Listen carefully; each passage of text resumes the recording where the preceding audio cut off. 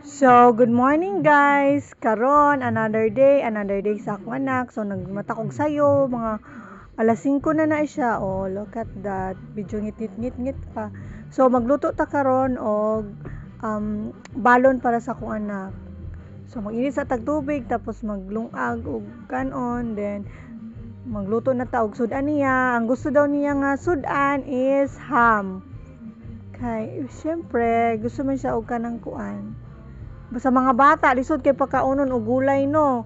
So mo na ilang mga gusto, mga ham, mga hotdog, mga unsa pa na diha, mga processed food ang gusto na, pero dili ni siya advisable nga ginapakaon niyo permintin yung mga anak og mga processed food kay syempre kaunon po natong mga healthy ang atong anak like mga gulay, isda, so fruits. So luto lang nako na iyang ham.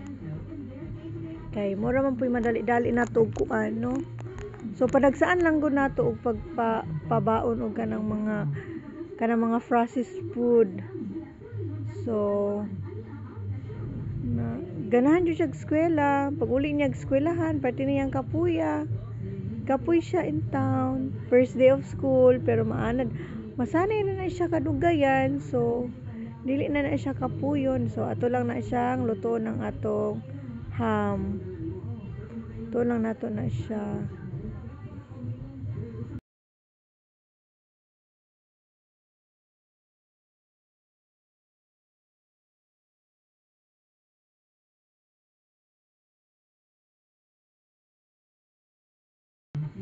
So last na siya, ato na nang napoy hotdog, parang ang hotdog para na siya sa iyang pamahaws. Ang kanang ham para na sa iyang pangbalon or lunch na niya. No, ato lang nang luto ng iyang hotdog. Mga processed food sa karong adlaw pero ugma mag-isda-isda na pud ta no. Isda nga butan na to gulay, so luto na iyang ang hotdog. Ito na siya ipaluto sa mantika. So, anak gyud dapat jud early bird ang mama. So, lisod pag single mom ka. So, tanan na tog tubig ni iyang mga balon sa kuan kay sa school wala day siya tubig sa school no. Ako ni siyang ilisan katong dako nga wala akong gilisan. So, luto na ang rice.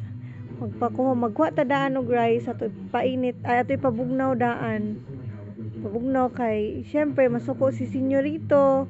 Mainit ang kanon nga iyang kaunon. So ato na siyang pabugnawon una. Then ato pong butangan ang iyang balon ug kanon. Kamay lang kanang igo-igo lang makaon niya kay kasagaran baya sa iyang kanon daghang mabilin. Kay syempre sa eskwelahan makuha na siya, ma-distract na siya. Paspasan niya og kaon, ang uban dili mahurot, daghang pa kayong mabilin inig ka hapon. Kay unahon lagi ang dula. So ato na siyang butangan og ham niya. Ang gusto niya nga ham kay tulo ka buok. Mo na iyang gusto tulo ka buok niya. Grabe po ni ka manggihatagon na kong anak. Kana ana isa na lang yung makaon ana. Kay iya pong gipanghatag. Grabe po jud kabuutan.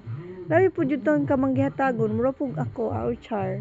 Syempre, saan pa ba magmamana yan? Kundi sa ni ka morning, gusto gina niya mag-inom og Milo kay para inigsulon niya sa school, dili siya luya, energetic siya. So Milo everyday ta, di ba? Diha.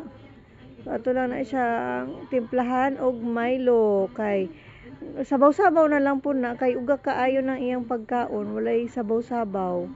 So sorry kaayo kay ang pobre kaayo ta ang butanganan sa atong asukar kay kanira yung kuan kanang kuan sa ice cream. Pero nay ice cream.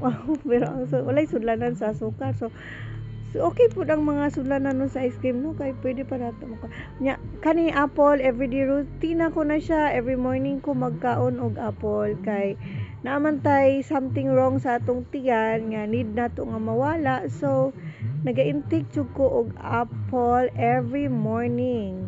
Every morning gina siya no, walay paltos. So lisod ning kuan abusado ta sa una sa atong lawas, magkaon lang tag mga mantikaunon. So mo na nay result sa pagkaabusado sa atong lawas, no?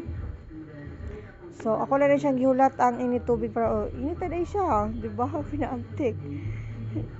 inaptik kay siya. And then, muna siya, no. Natulan ng kutawan siya o Milo everyday. Sorry kay sa akong background, guys, kay isod yung pobreta ba. Buta to kuan kay si senyorito, dili na siya gusto minom og init na Milo. Gusto na niya bugnaw. So kana nagkaon ako. While siya nagakaon sa iyang pamahaw, ako nagakaon ko sa akong apple.